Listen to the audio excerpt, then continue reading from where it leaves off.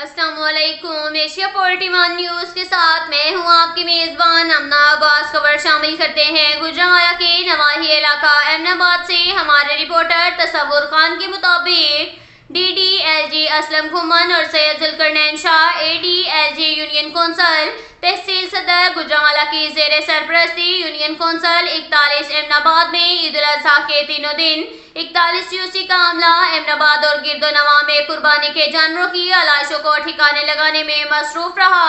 Deputy commissioner Gujranwala کی ہدایت کے مطابق شہر بھر میں 8 مقامات پر قربانی کے جانوروں کی علائشوں کو ٹھکانے لگانے کے لیے کلیکشن پوائنٹ بنائے گئے تھے۔ کلیکشن سینٹر پر علائشوں کو پہنچانے کے لیے یوسی 41 محمد آصف اور ان کے اسسٹنٹ رانا مجاہد، محمد حمید اور دیگر عملہ کے ساتھ گھر گھر جا کر پلاسٹک بیگ تقسیم کیے تاکہ بر وقت اور محفوظ طریقے سے علائشیں اٹھائی جا سکیں۔ یوسی 41 کا عملہ گھر گھر جا کر علائشوں کو موٹر سائیکل، رکشہ، ٹرالی، ٹریکٹر، ریڑھیوں پر اٹھا کر بنائے گئے گھروں میں دفن کرتے رہے۔ یوسی 41 کا عملہ علائشوں سے اٹھنے والی بدبو اور تعفن کے ساتھ ساتھ ماحول کو صاف ستھرا رکھنے کی ہر ممکن کوشش میں مصروف عمل رہا۔